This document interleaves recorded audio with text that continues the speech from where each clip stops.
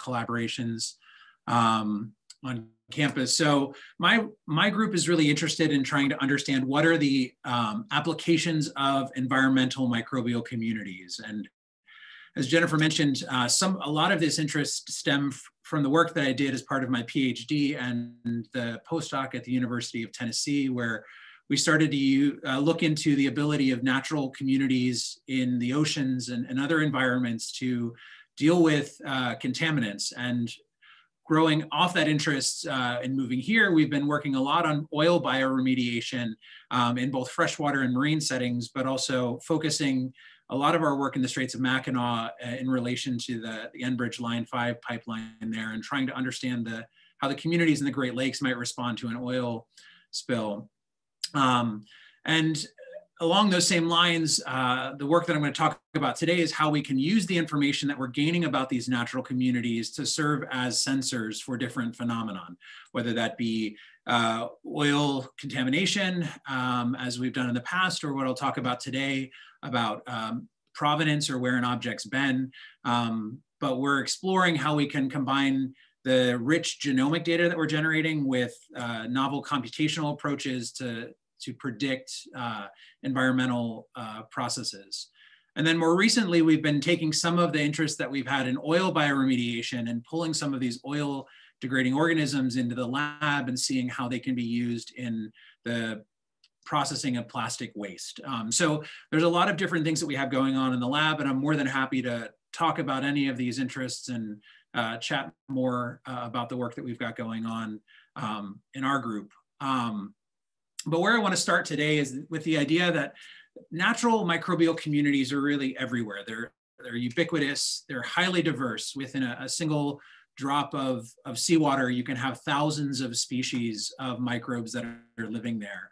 And they're also sensitive to environmental change. And what I mean by that is as the system is perturbed or changes, the organisms that are there will respond, whether that's through growth or death or even just changes in their physiology. And because of this, we've leveraged this responsiveness to environmental change in the human setting by using part of the human microbiome as biomarkers of disease. And so people have identified a number of organisms that live within our human bodies as markers for different diseases such as Crohn's disease or IBS. And there are a lot of linkages between the organisms that live in humans and the physiology of the humans or disease. And so what we've been doing is trying to see how we can take advantage of some of the approaches that have been applied to using the microbial community in humans to predict disease, to see if we can do that in the environment to predict environmental disease or the health of an ecosystem. And so what we've been working on is how we can use this information to predict contamination, as well as can we use this information to predict more subtle phenomenon like where an object's been. And most of what I'm going to talk today about is the work that we've done looking at global shipping. And this is a map of all of the ship tracks across the oceans over the course of a year, where each one of these lines represents one ship moving, and the color of the lines represents how many ships have moved along a particular shipping route. And I share this because I think it's striking to see that the oceans really are a web of vessels that are moving from one location to another.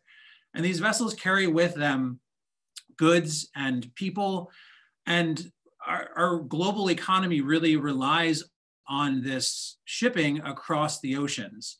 And this global shipping has led to the movement of organisms as well, because not only are these ships carrying their goods, but they also carry with them biological organisms, whether those are invasive organisms that have led to invasive species, such as the different mussels and plants that we see in the Great Lakes. Or what I'm interested in is the movement of microorganisms and bacteria. And so we know that these vessels are carrying with them these organisms from one location to another. And what we're trying to do is see whether or not we can interrogate the community that's living on a boat and see where that boat has been.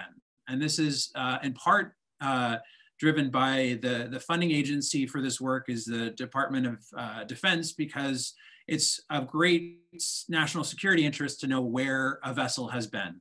And we have a number of systems for monitoring where vessels have been, primarily through satellite tracking. This map was derived from satellite tracking that is required for vessels of a certain size. But there have been a number of studies that have shown that these satellite tracking systems are not perfect and are only required for very large vessels. And so our work is really trying to come up with a more a universal system for monitoring where vessels have been that don't require equipment to be carried on that vessel. And as a microbiologist, a solution that I think seems to make sense are the use of the bacteria that are on that vessel as an independent system for monitoring where that vessel has been.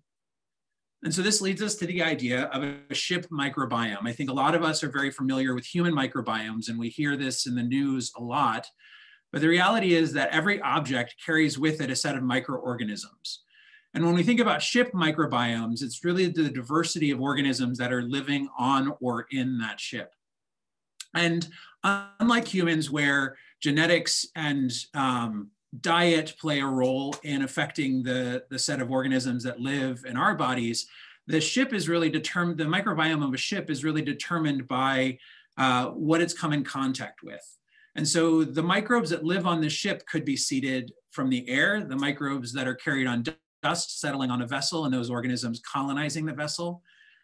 It could come from the people that are working on that vessel as they carry with them their own unique microbiome, or they carry the dirt from the land onto the vessel, or it could come from the water. And this is really where our focus has been, in that the microbial communities of water are highly diverse and appear to be different from one location to another. And we now have tools for characterizing in great detail the diversity of organisms that are within a sample. And this is the use of these next generation sequencing and molecular tools for profiling microbial communities. But researchers have been interested in understanding the life that is carried on vessels for a long time, primarily when it comes to understanding invasive species. There's a lot of work that's been put into understanding how ballast water can carry organisms from one place to another. And what ballast water is it's water that's intentionally brought onto a vessel to stabilize the vessel during transit. So as a vessel lands at a port, it offloads cargo. The balance of that boat has been shifted because it's no longer carrying that cargo, and they will take water into ballast tanks to provide stability. And when they arrive at the next port and cargo is loaded on the ship, that ballast water is then released into the new port. And this has been shown to be one of the major routes for dispersal of invasive species, as organisms are taken in on one port and then discharged in another port. And those organisms then can establish themselves into that new receiving water body and colonize and have impacts on the ecosystem there. And so there are a number of systems that are being employed to control the spread of invasive species through ballast water. So this is one area where there's a lot of literature regarding the way that life can be carried by vessels. Another place on the boat where life can be carried is in the form of biofilms that will then form on the underside or the hull of the boat. And these have resulted in these really luxuriant biological communities that are growing. It often starts with colonization of microorganisms, but then eventually you can get these macroorganisms colonizing the boat. And there's been a lot of work done on biofouling related to invasive species of the movement of organisms, but also due to the fact that this can often restrict the movement of the boat. And the Navy has a really strong vested interest in controlling biofouling so that they can save money on fuel. And so these are the two systems that have been very well characterized on a vessel where we know life can thrive and can then be carried with the vessel. And so where we've focused our efforts is really on the bilge. And the bilge is a unique environment in that every vessel has a bilge. A bilge is basically the lower part of the boat. And we know that most vessels have water within their bilge because of various, that can be derived from various inputs. So this water in the bilge can either come through small leaks in the propeller shaft of the boat or through splashes of water over the side. And so one of the major differences between bilge water and ballast water is that bilge water is not intentionally taken on. Normally, vessel owners are trying to get rid of bilge water because they don't want the water to accumulate in the bottom of the vessel. Additionally, only large vessels that are carrying cargo will have ballast tanks, whereas all boats will have a bilge compartment. And so what we're interested in understanding is if we can look at this bilge compartment and understand how the microbes get into the bilge and then colonize the bilge, we might be able to use this bilge water as a universal tool for monitoring where a vessel has been. And it could potentially open up insights into how even smaller vessels may contribute to the spread of organisms from one location to another. And so to do this, we need to have methods for studying the microbial communities on in these boats. And the tool that we use most often are molecular methods. We could use the classical methods of culturing to study diversity. However, the majority of microorganisms in the environment don't grow well in the lab. So to get around that, we can take advantage of genome sequencing technology to study the organisms that are there, even if we can't grow them. And so what we often do is go out to an environment, collect a sample, extract DNA from that sample, and then sequence particular genes in that set of DNA to get a profile of the community that's living there. And this is one of the major advances that has revolutionized how we study microbes in the environment, because now we can, for less than $1,000, generate millions and millions of sequencing reads that give us very in-depth understanding of the diversity of organisms that are living in an environment. And so we now have this system that allows us to generate a huge amount of data about these communities.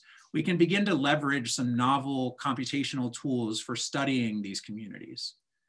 And what we've done to study natural microbial communities has been to employ machine learning as a tool for developing models that allow us to predict particular outcomes. The way that machine learning works is that it's a way of using computers to find patterns in data that will allow us to explain and predict different phenomena. And what we'd like to do here is take a data set of microorganisms from an environment and build models that will allow us to relate the organisms that are present in that environment with a particular phenomena so that we can then classify these samples into different classes.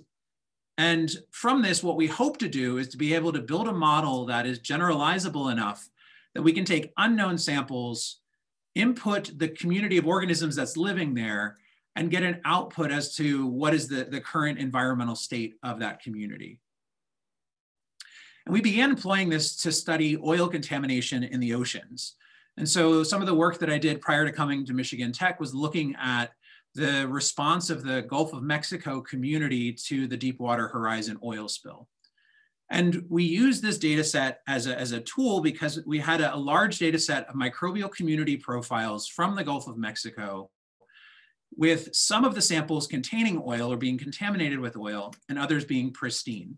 And so we wanted to see whether or not we could use this deep microbial information combined with machine learning to build a model that could predict the presence of oil in the environment. And so we built these machine learning models and we tried to see whether or not microbial communities could predict environmental contamination. And what we found is that microbial communities in the ocean could, with near perfect accuracy, predict the presence of oil.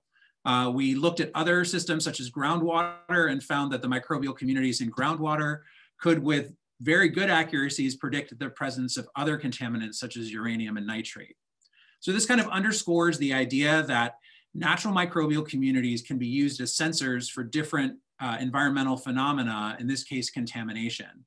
What was really interesting about oil contamination is that not only could these microbial communities predict the presence of oil, they were also able to differentiate between samples that currently contained oil and those that at one point in time contained oil. And so what I'm showing here are the three different types of samples that we had in this data set. One of these was a set of samples that had no oil contamination. Another set of samples had oil contamination at the time of sample collection. And a third were collected from sites that at one point in time were contaminated, but at the time of sample collection, oil was not detectable based on GCMS. And what we found is that the microbial community could predict whether or not the sample had contamination at one point, but was below the detection limit of oil based on the advanced analytical techniques. And so what this seems to indicate is that these microbial communities are more sensitive than some of the analytical techniques that we use to measure contamination in the environment. And so we're building this body of data that begins to say that if we can profile these communities, we can use machine learning to very sensitively detect a particular environmental phenomenon. And so building off of this, we wanted to see whether or not we could use microbial communities in the environment to predict where a vessel had been. And so really the goals of this study were to determine the ability of natural communities to serve as biosensors for previous locations.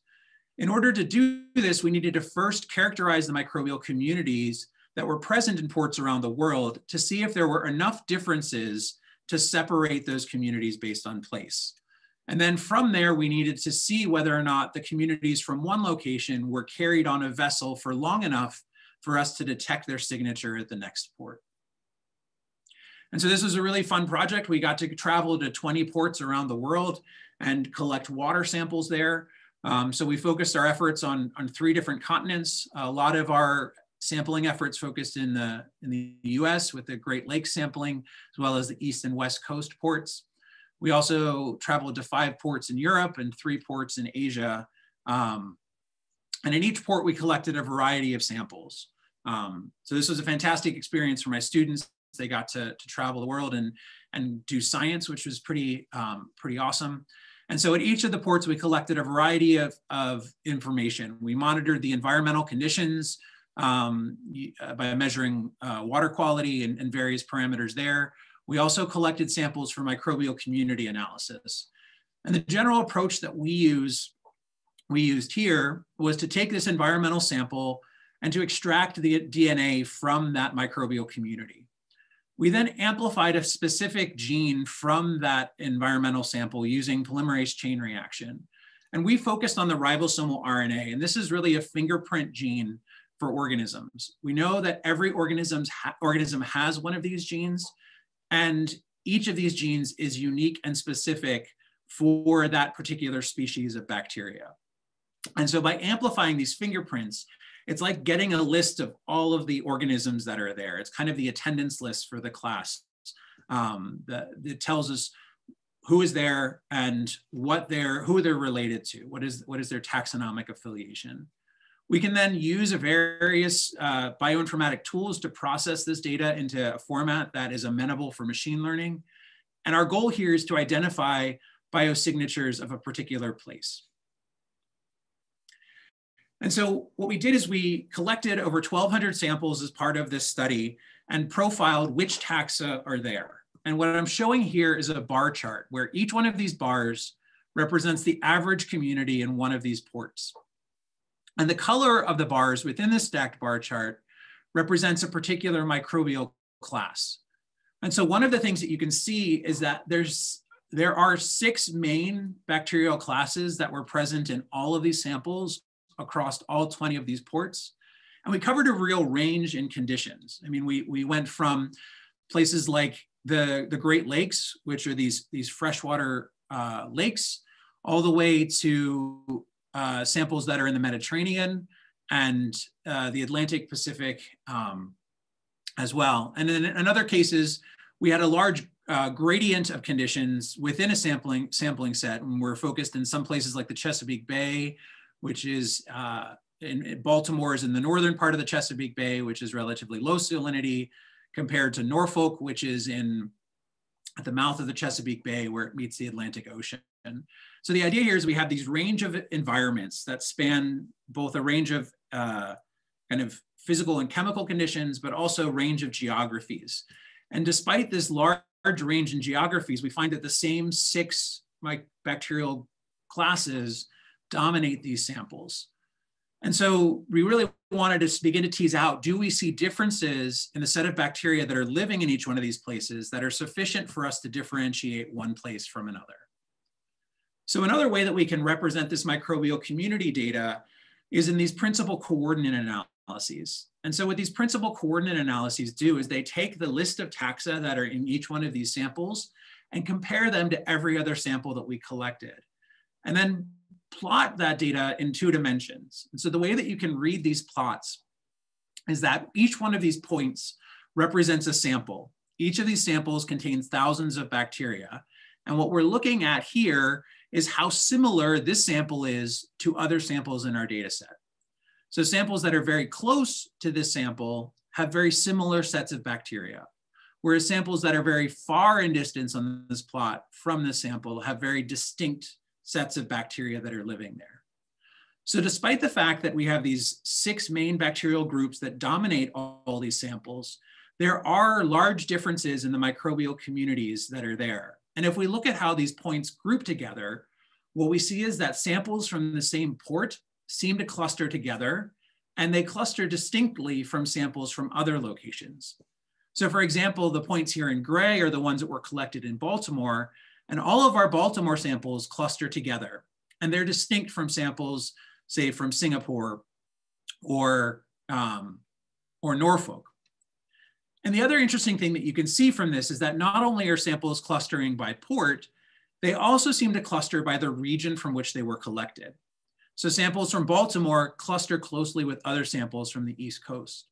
Samples from the Keweenaw cluster with other samples from the Great Lakes, with New Orleans kind of clustering here along the way, because these samples from New Orleans were collected right in New Orleans, in the port of New Orleans, which is on the Mississippi River. And so we think that within this, we're seeing some of the environmental variation played out here, whereas freshwater samples seem to cluster together, meaning that freshwater selects for a particular type of community that is distinct from more of the marine samples that you see here. So what we're beginning to see is by using some of these tools, we're able to differentiate a community from other communities, even in adjacent geographic areas. And so this is where we began to apply machine learning. So what we did is we took these 1,282 samples of, or microbial profiles from these port samples. We then divided them into 2 different sets. We took one set and we said, we're going to train these machine learning models to learn patterns based on this set of data. And we're going to leave out some of this data to use as our validation or confirmation set. So we then trained these models on our training set and allowed these machine learning algorithms to find patterns that would differentiate a sample into the 20 different ports that we collected from. We then took our training set and asked the model to predict where that sample came from. And the model didn't know what the right answer was, but we knew what the right answer was, and we're able to check whether or not the model gave us an appropriate classification. And then from this, we wanted to see whether or not we could classify the different ports accurately. And then ultimately what we hope to do is to use this model to then input an unknown sample and then have this model tell us where that sample came from. And so what this is showing here is it's showing the accuracy of our machine learning model built at different taxonomic levels. So again, we're looking at 16S data, which tells us something about the organisms that are there. And within this data, there's a number of different levels. So if you remember back to your introductory biology class, there's the classification system: phylum, class, order, family, genus, species. So every sequence that we generated has this taxonomic information associated with it. And so what we found is when we use the species level information, our models are incredibly accurate. With accuracies of about 95%, they're able to identify which port a sample came from based off of just microbial information. And this log loss, which is these open circles, is just another measure of confidence. So the lower the log loss, the more confident these models are. So at the species level, we're getting very high accuracies and very high confidence in terms of prediction. So what this means is that as we go as we use machine learning is able to pick up on fine scale differences in the microbial community that allows us to classify where a sample came from. But these machine learning models can be used almost like black boxes. You feed in information, it gives you a prediction, and you have to trust that prediction. But as a scientist, I'm interested in understanding how are these models working? What is it using to make these predictions? And what we found is that these models are using a diverse set of features. These are just the top 10 most important features that this model was using. And these models would identify a feature and use that to differentiate one sample from another. So the idea behind this is that there's a huge amount of information that these models are picking up on, and we can use these features as potential biomarkers for a particular location. And you can see how some of these features are distributed amongst these 5 different groupings that we have. So for example, if we look at the Great Lakes and one particular taxa, or if we look at the Great Lakes and these 10 most important features, we can see that kind of the pattern of these webs differs from one location to another. And so we can use this information about the general community composition to be able to come up with a set of bacteria that are really indicative of one particular location. And so like we said before, these microbes are able to differentiate one location from another, one port from another, but we're also able to find regional signals that allow us to say whether or not a sample came from the Great Lakes compared to the East Coast. And this is really important information because if we want to build a model that can predict where a boat has come from, that model is really dependent upon where we've sampled. And so that one of the questions that we often get is, it's great that you built these models, but what happens if I give you a sample from Miami? You didn't go to Miami, will your models perform well on that? And so what this seems to indicate is that microbial communities, while distinct from one location to another, still show regional similarities that we can build models that will pick up on regional differences and may not tell you exactly where a boat came from, but may be able to give you an idea of what region of the world that vessel came from. And so this is, again, that accuracy versus confidence plot, and region performs even better. So if we look at that species level, the accuracies of putting a sample into that region were on the order of 98% accuracy. So near perfect accuracies were being derived from this rich information of the microbial community. So now that we've shown that their microbial communities are different from one location to another, we needed to begin to investigate how microbes colonize a boat and are moved from one location to another.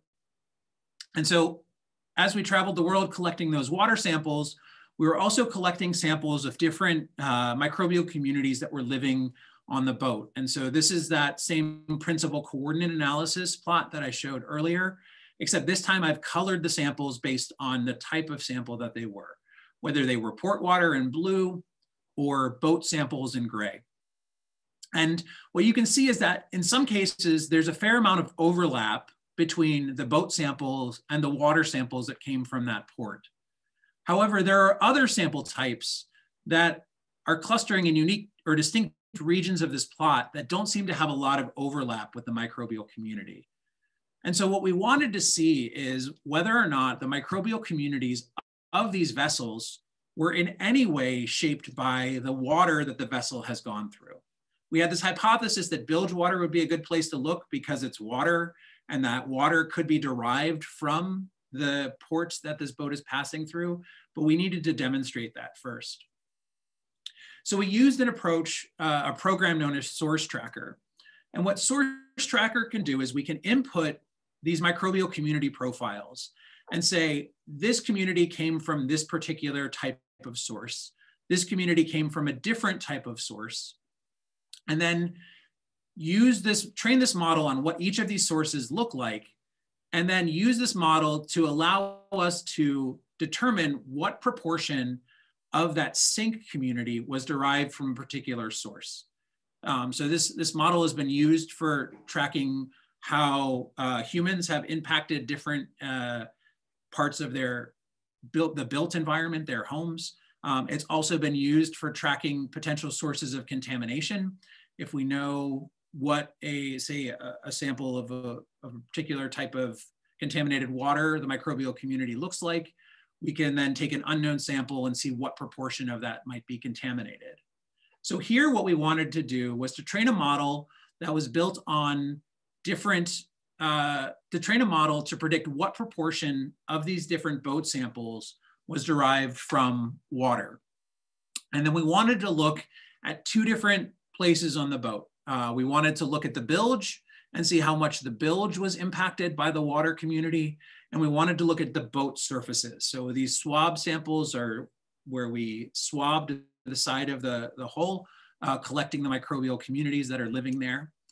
And what we see is that there's a lot of variation. So we collected samples from 20 vessels around the world.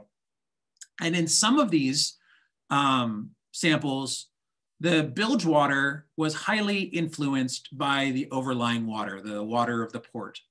In other samples, the bilge water had very little overlap with the community that was found within the port. And the majority of the classification was to an unknown source. So what this showed us is that there's a great amount of variability from one vessel to another about how much of the microbial community from the port they pick up and bring in with them. And so this kind of pointed in some directions that the boats are being influenced by the microbial community of the water, but it really kind of depends. And so one of the things that we were really interested in is some of these boats that had very little influence from the water, where else was that microbial community coming from? So what we did is we performed an experiment here at Tech where we sampled one of the vessels at the Great Lakes Research Center every day for 2 weeks. And we did a little bit finer scale sampling here where we collected water samples, collected air samples, and then collected samples from the dock to see that if these three sources could be influencing the microbial communities on the vessel. We also collected samples of bilge water, the hull, and the transom, which is the back of the vessel. That's the part that would most likely interact with the dock as it's maybe sitting stationary. And so we collected these samples, and again, we plotted them we plotted the microbial communities on a different type of ordination here, but the way you read it is the same. So our water samples seem to cluster together. And what we saw is that the bilge water clustered somewhat similarly to the water along with the hull, whereas the transom and the dock seemed to cluster very closely together, and the air samples were kind of all over the place. And so when we performed source tracker again, training a model to predict the difference between water, air, and dock, what we found is that the bilge, like we had seen before, is mostly influenced by the water, but there's still a large portion of the community that's coming from an unknown source. When we looked at the transom and the hull, these were much more strongly influenced by the dock. And this was somewhat surprising to us because our swab samples from the global sampling seemed to show that water was playing a larger portion there, but at least in this data set, the dock is a large portion of what determines which microbial communities are present on the outside of the boats. And so again, we wanted to see, we collected samples over a time series. We wanted to see how stable these communities are.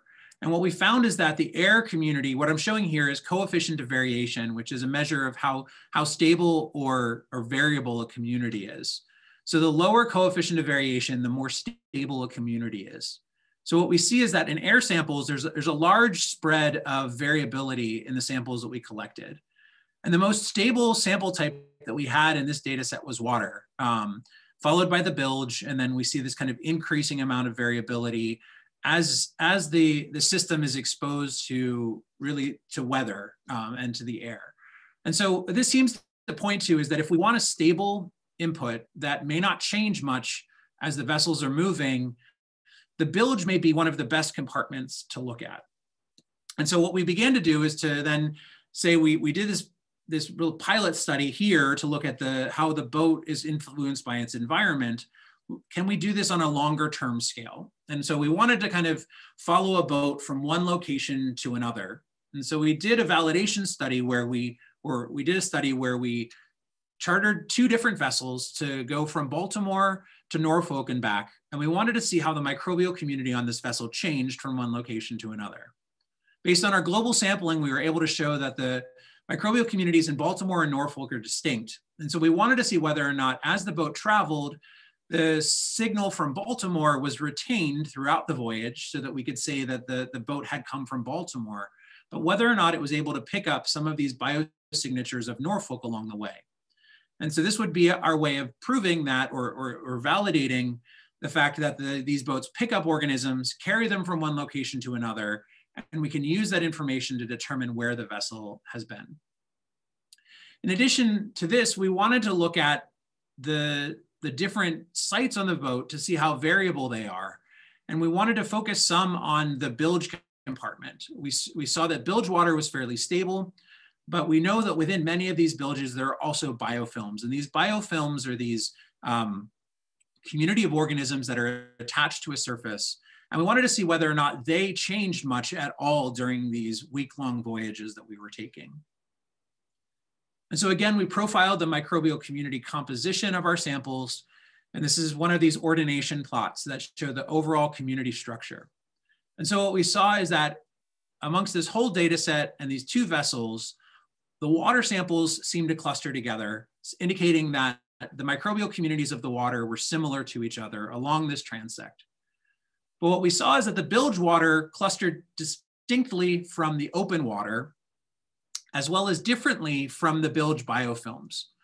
And so what we see here is that each of these vessels has a bilge biofilm that's associated with it, and the bilge water community seems to be intermediate to the biofilm community and the port water community. The other interesting thing about this data set is we saw that the bilge biofilms were really specific to the boat from which they were derived. And so it seems like these boats, just like humans, have their distinct set of microbes that are native to them.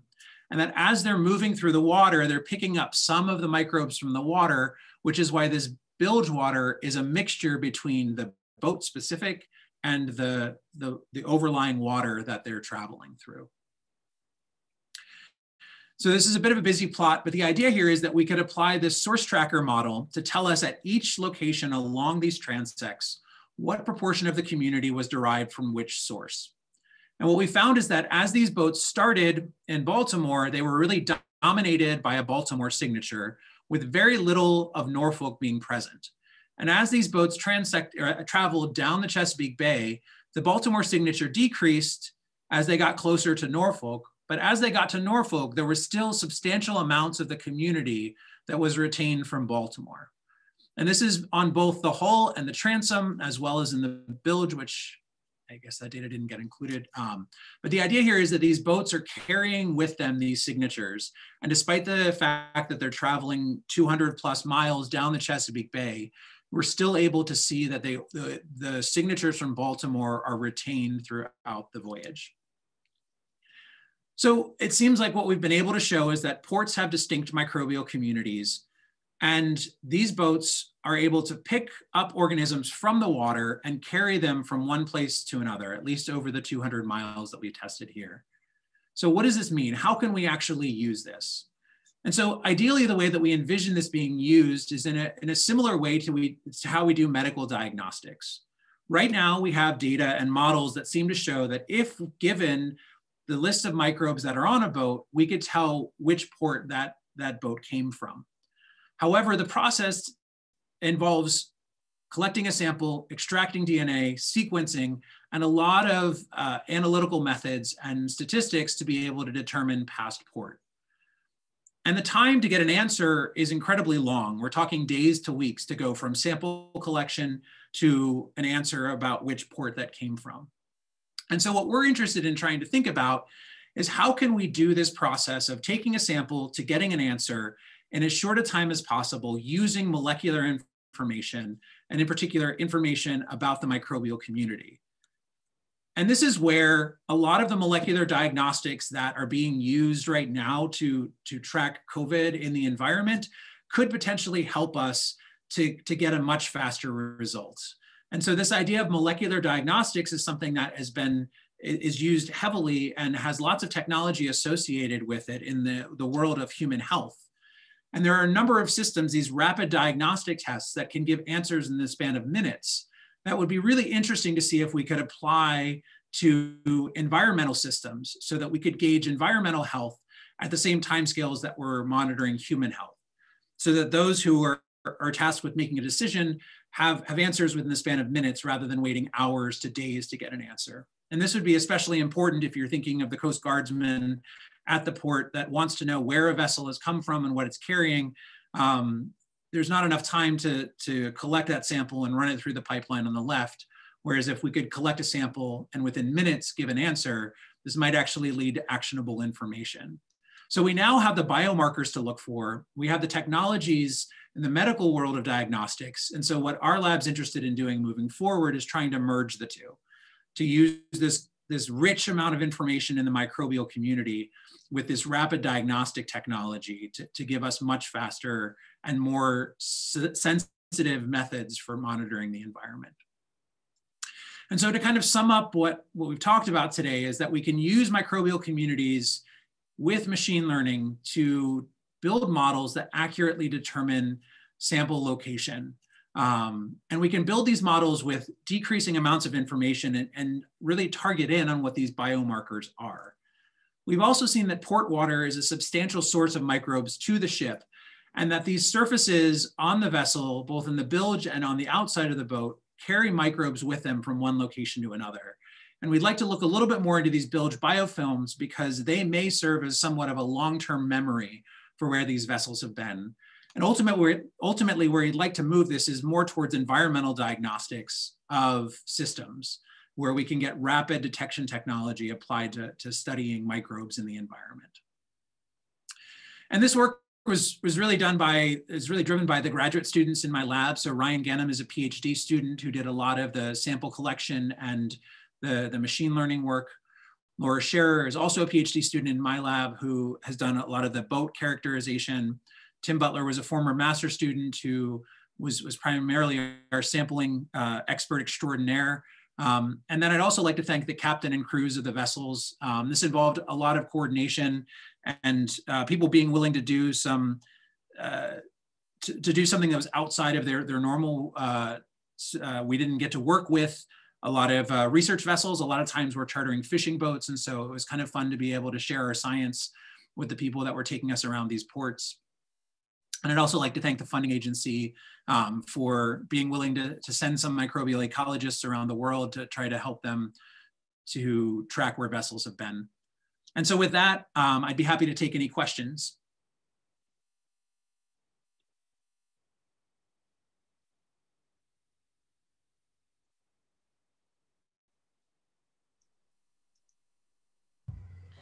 Steve, that was a fascinating talk. I'm so glad you were able to share this work with all of us. I have one question that I'm not sure if you address, but you know, you've got these different environments that you're sampling with the different communities, and yeah, obviously the species that are present are very closely linked to the ports and so forth. What can you speculate or comment on what are the predominant factors that select for, you know, community members, either in the bilge water or in the ports themselves? Yeah, so this is something that we've looked a little bit into.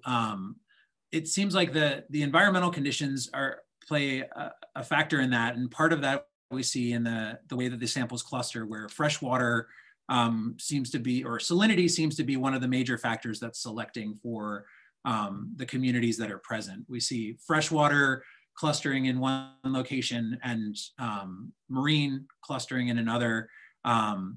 So we think that in terms of the port water, salinity is a major factor. We're trying to look at other factors such as the industrialization of the port. We have a range of different population sizes that are around these ports, but we do see that there are some environmental factors.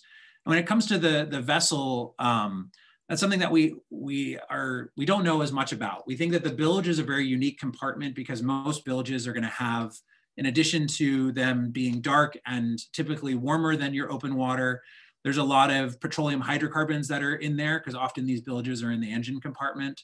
So there's going to be kind of more organic matter for these organisms to grow on. But we think one of the things that's going to control what the community of the boat looks like is the ability of these organisms to form biofilms.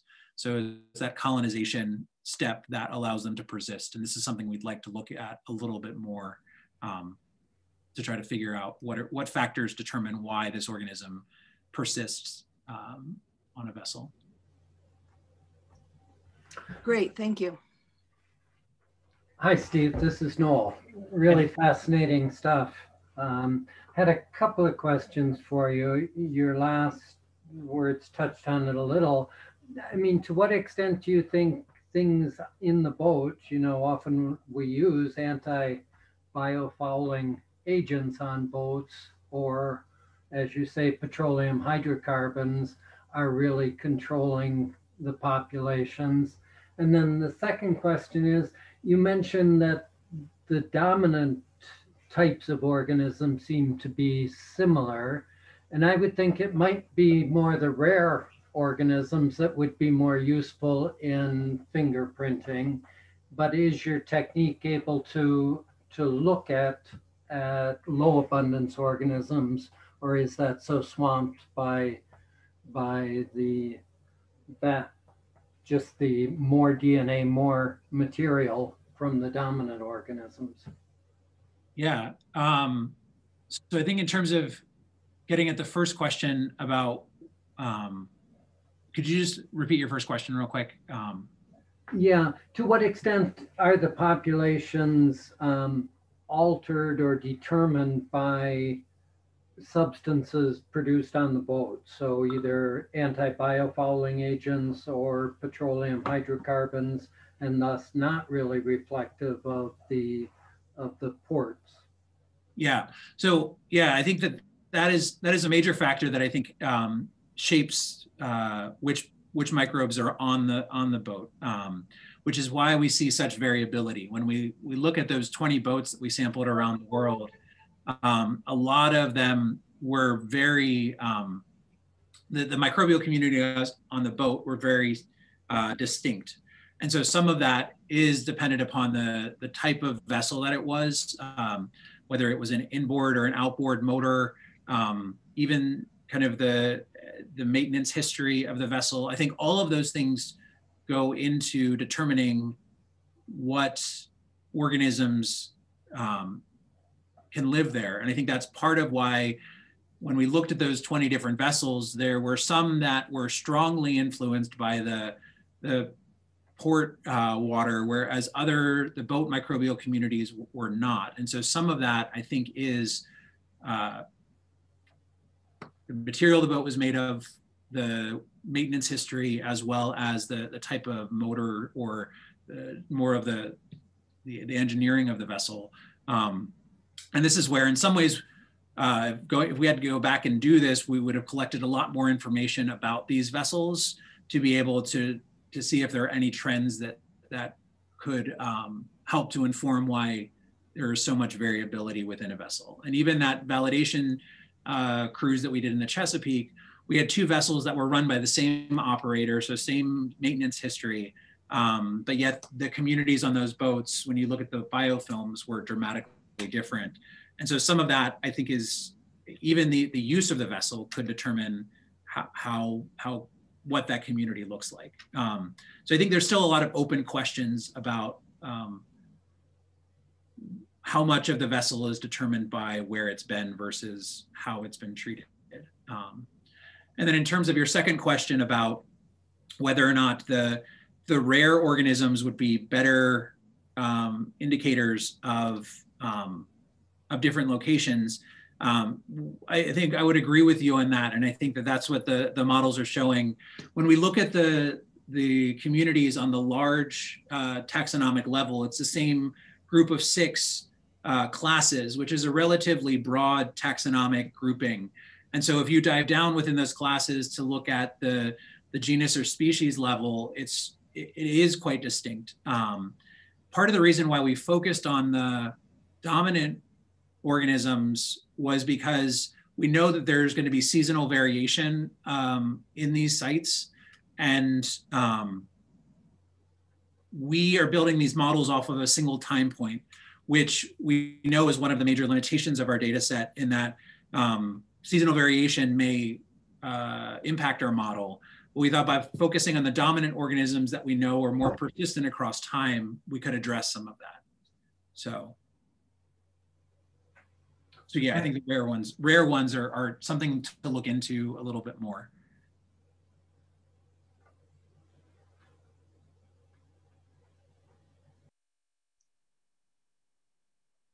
Are there additional questions for Dr. Techtmann? We still have a few minutes.